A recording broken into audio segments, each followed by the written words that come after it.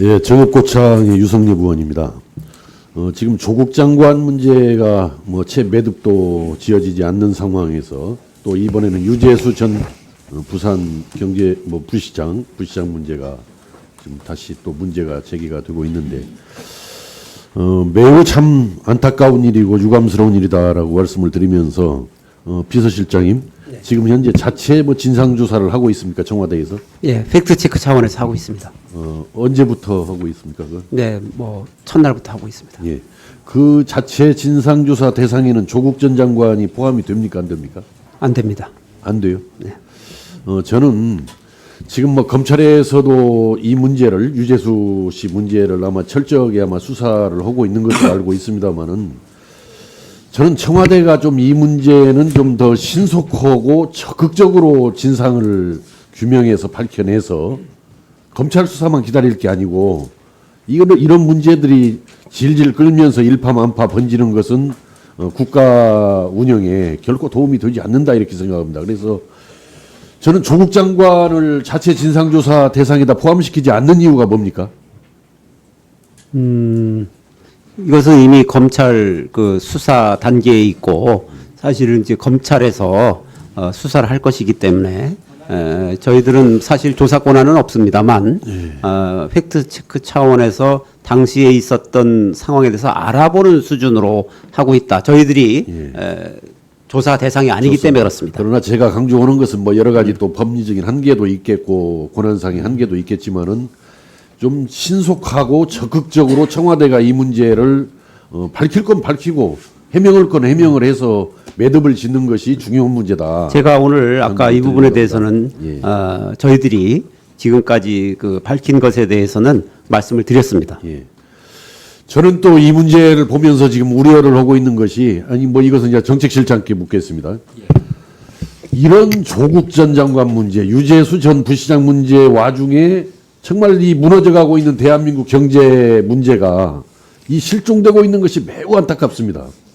결과적으로 우리 국민들이 나중에 겪어야 할 경제적인 그런 고통이나 어려움을 생각한다면은 이런 사태의 와중에 이 경제 문제가 실종되고 있는 점이 굉장히 안타깝다라는 점을 말씀을 드리면서 지금 경제 굉장히 어려워지고 있죠. 예, 어렵지만 바닥을 다지고 있다고 생각하고 최선의 정책적 노력을 하고 있습니다. 내년도에는 성장률 기준으로도 더 어려워질 것으로 또 전망들을 하고 있는 거예요. 내년도에도 2020년도에도. 그렇지는 않습니다. 저는 이명박, 박근혜, 문재인 정부로 이어지는 이 경제난의 원인을 정확하게 밝혀서 제대로 대책을 찾아내야 될 일인데 지금 정부가 일관되게 지금 이야기하고 있는 것은 대경제 여건이 안 좋다. 잠재 성장률이 나빠서 그렇다. 이게 지금 정부의 일관된 답변이랄까 해명이랄까 변명인데 대외경제 여건 탓을 하면 안 됩니다. 제가 자료를 쭉 뽑아보니까 2011년도 수출 증가율이 19%를 달했는데 성장률은 3.7%였어요. 2014년도에는 수출 증가율이 23.3%에 달했는데 성장률 3.2%. 2017년도 수출 증가율 15.8%, 성장률 3.2%. 또 2012년에는 수출 증가율이 마이너스 1.3%였는데 우리 성장률은 2.4%. 또 2016년도에는 이 수출이 굉장히 떨어졌는데도 불구하고 성장률은 또 이렇게 올라가고 있단 말이죠. 그러니까 대외경제 여건 탓이라는 게 수출이 잘 안 된다라는 이야기 아니에요. 한마디로 이야기하면은. 네. 그런데 이 수출 증가율과 경제 성장률이 상관관계가 없어요, 거의. 그래서 대경제 여건 탓만 하는 것은 경제난의 원인을 잘못 보고 있는 거다.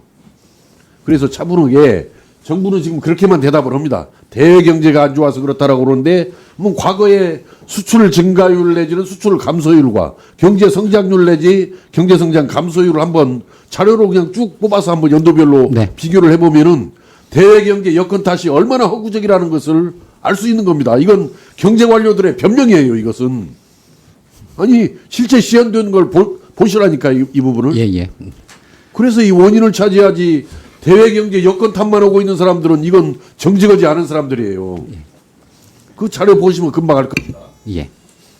마지막으로 이제 하나만 더 추가 시간을 지나서 좀 시간들이 좀 촉박해서 당부를 받았습니다만은 지금 문재인 정부 들어와가지고도 더 경제난이 이렇게 어려워지고 있는 이유 중에 하나가 분기별로 경제 성장률 이게 급등이 올랐다 내렸다가를 아주 반복하고 있는 거거든요. 분기별로. 예. 그건 뭐 내가 시간 관계상 구체적인 수치를 말씀을 안 하겠지만은 전분기에 비해서 후분기가 막 급격히 올라간다든지 급격히 내려간다든지 이걸 반복을 하고 있는 거예요. 이게 반복을 하면 어떤 문제가 생기느냐. 경기가 좋아졌을 때 고용이나 투자를 늘려야 되잖아요. 좋아졌을 때. 근데 이게 또 급격히 나빠질 가능성이 높기 때문에 고용과 투자를 늘리지 못하고 결국은 뭐 실업률에도 문제를 주지만은 잠재 성장률에도 영향을 주는 겁니다. 이게 이 경기 관리를 제대로 과학적으로 합리적으로 잘 못 해나가다 보니까 잠재 성장률이 더 떨어지는 거예요. 이것도.